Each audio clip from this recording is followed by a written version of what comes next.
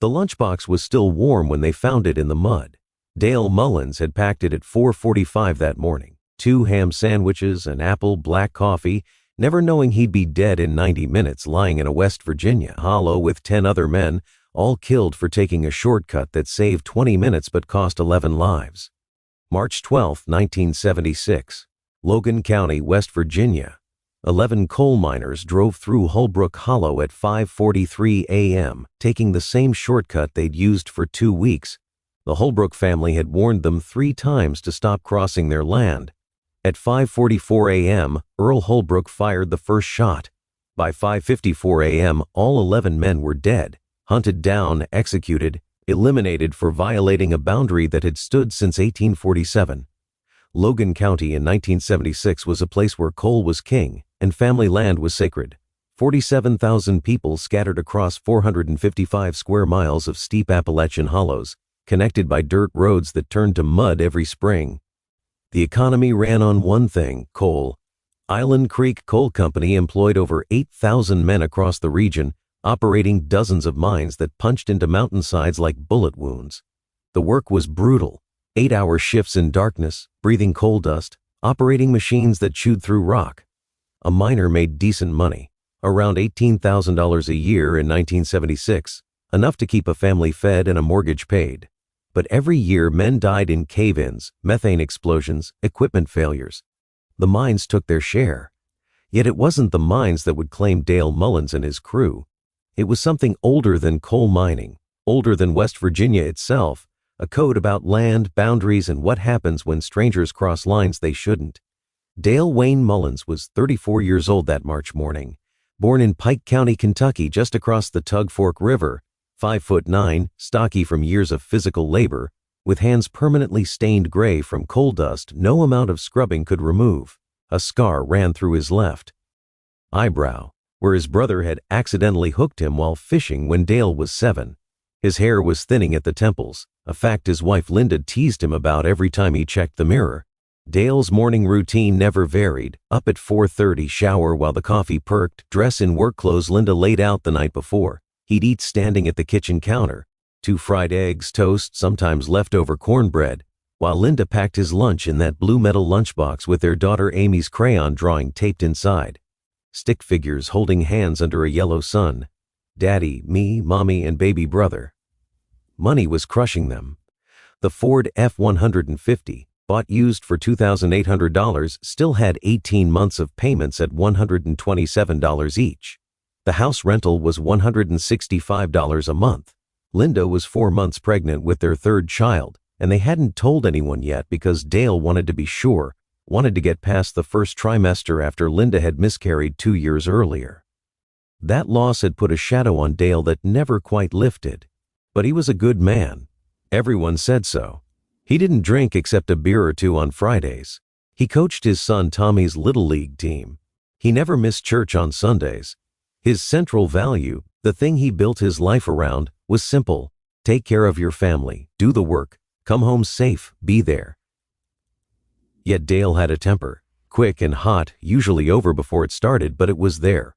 Once when a new guy on his crew made a crude joke about Linda being pregnant, Dale had him pinned against a mine wall before anyone could intervene. The shift supervisor had to pull him off. Dale apologized after, embarrassed, but people remembered. There was something in Dale that ran deeper than his quiet exterior, some inherited Appalachian intensity about respect, about lines you don't cross. Virgil Hullbrook was 58 years old, a man carved from the same mountains he'd lived on all his life. His family had owned 280 acres in Hullbrook Hollow since 1847, when his great-great-grandfather purchased it from a land grant company for $40. The property included a creek, old-growth oak trees, and a small family cemetery where 5 generations lay under hand-carved limestone markers. Virgil had been born in the same weathered 2-story frame house where he still lived. He'd mined coal for 32 years before black lung forced him out in 1971. Now he walked with a cane, his breathing labored, his hands trembling, but his mind was sharp and his values were iron. The land was everything. The land was identity, legacy, the only thing that mattered when you had nothing else.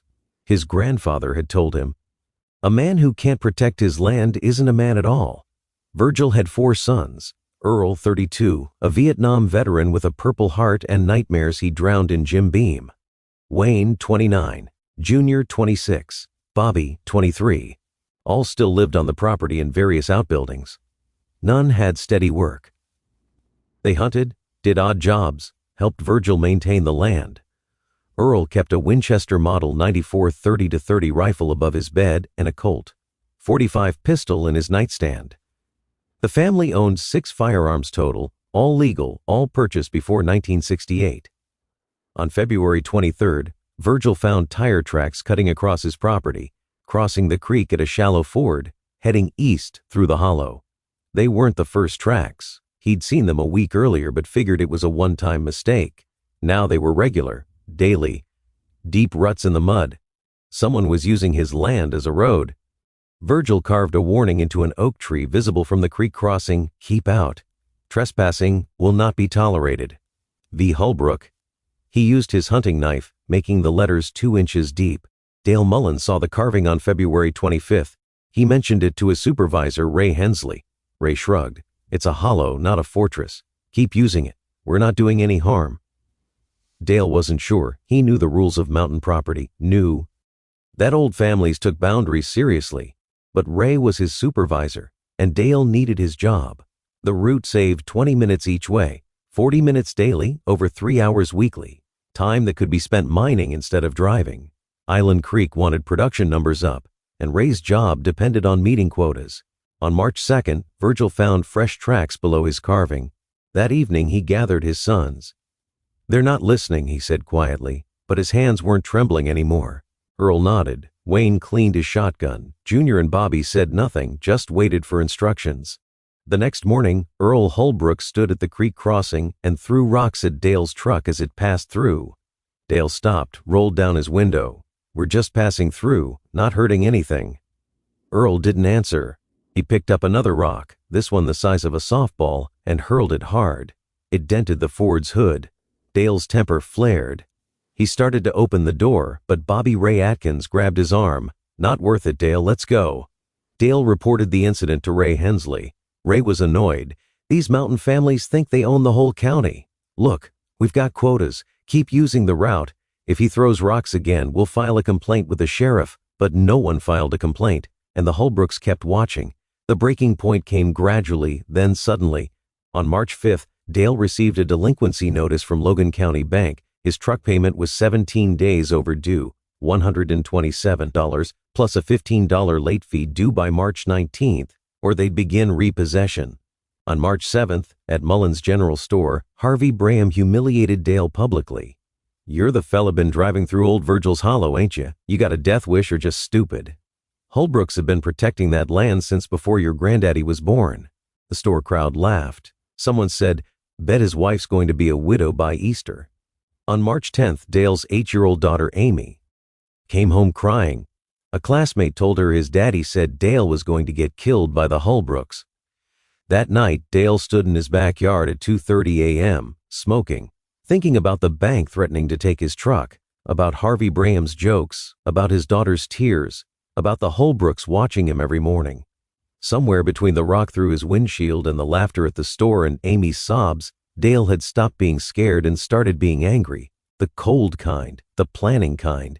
Meanwhile, Virgil sat on his porch on March 11th, watching the sunset. His grandson played at his feet, pushing a toy bulldozer through dirt. "They came through again today," Earl said. "Same time, 5:45 a.m., 11 vehicles." Virgil nodded slowly. "They've been warned 3 times, the tree carving, the rocks, the message is clear." "They don't care," Earl said. Virgil took a long drag on his cigarette. "My grandfather told me something when I was a boy. He said the day you let a man cross your land without permission is the day you stop owning it. You become the trespasser on your own property." He looked at his son.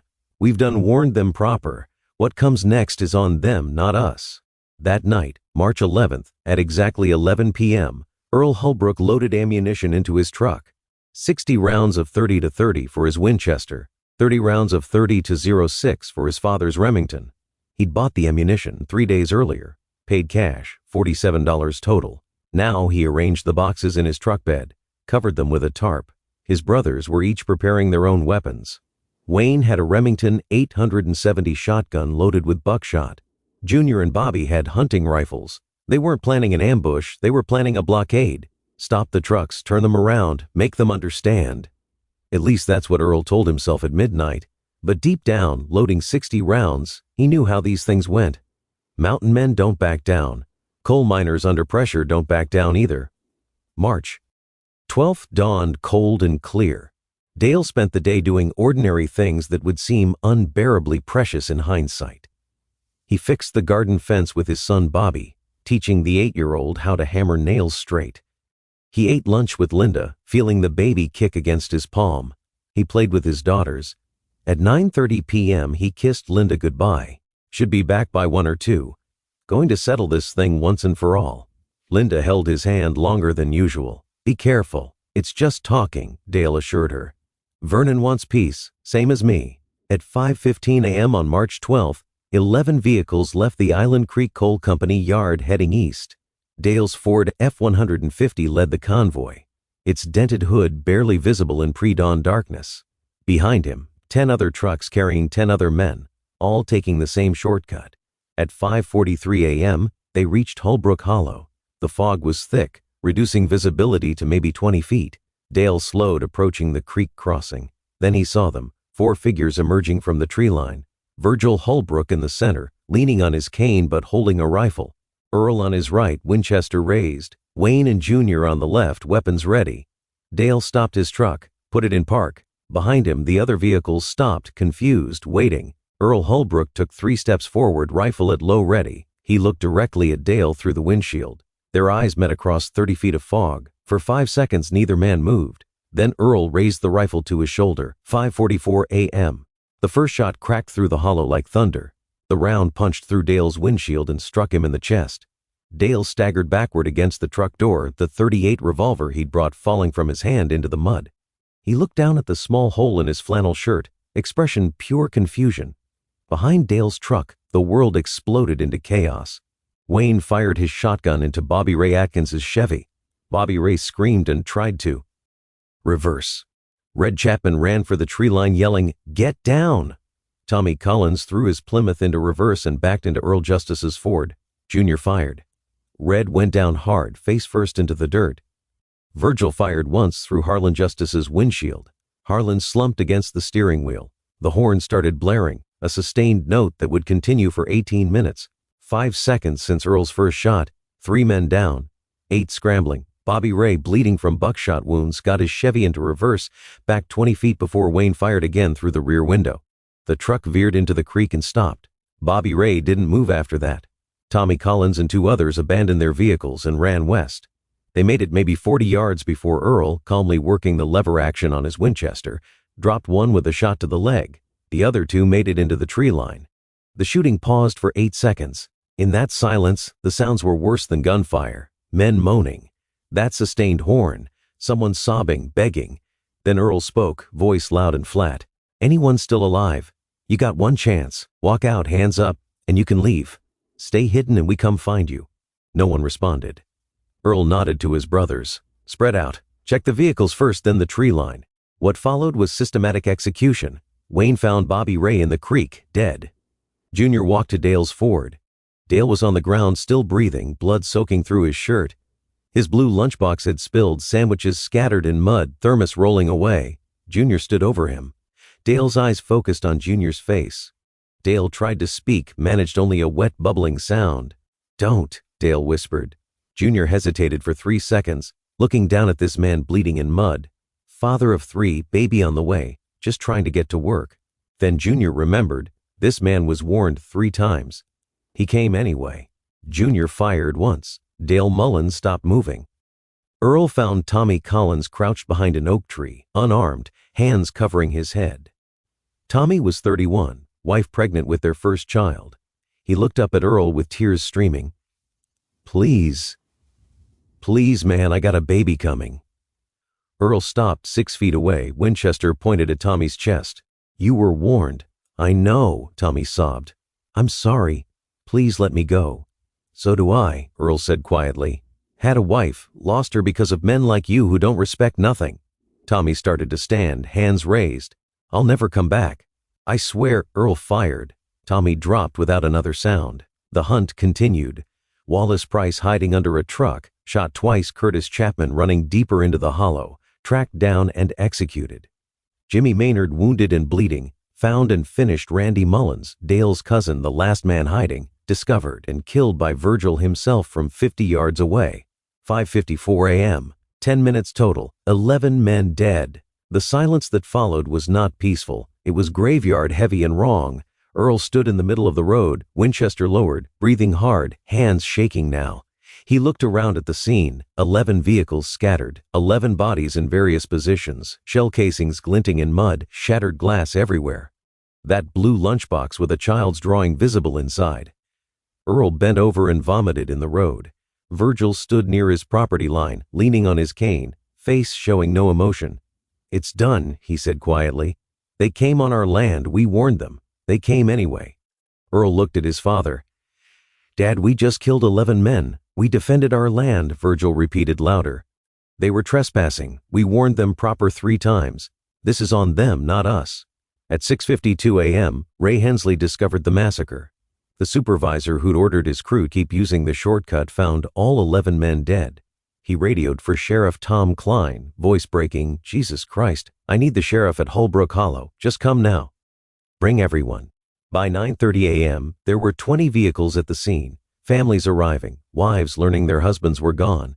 Linda Mullins collapsed when Sheriff Klein told her Dale didn't make it. Amy screamed in the back seat. Tommy just stared, not understanding. The sound was unbearable, wailing, screaming, grown men sobbing. The Hullbrooks were arrested on March 15th. They surrendered peacefully, sitting on Virgil's porch, waiting. We defended our land, Virgil told Sheriff Klein. Those men were warned proper. We had a right. The trial came in September. The verdict, guilty on all 11 counts of first-degree murder. Earl Wayne and Jr. got life without parole. Virgil got 50 years. Earl Hullbrook died in prison in 2003 at age 60, heart attack. His last written words, "Tell my boy I'm sorry, not for defending the land but for not being there for him. A man should protect both his land and his children. I only managed one." Linda Mullins raised 3 children alone, never remarried, worked as a cashier for 33 years. She died in 2018, buried next to Dale. Her headstone reads, "Together again." 49 years have passed. The Hullbrook property still exists. The hollow road where 11 men died was paved in 1989. No marker, no memorial. Trees grow where vehicles once sat. If you didn't know, you'd drive right past. But the question remains, haunting Logan County still, where is the line between defending what's yours and becoming a monster? Dale Mullins crossed a boundary to feed his family. Virgil Hullbrook defended a boundary to preserve his legacy. 11 men died because 2 definitions of right collided at dawn. And the question sits in every mind, in their place, what would you have done?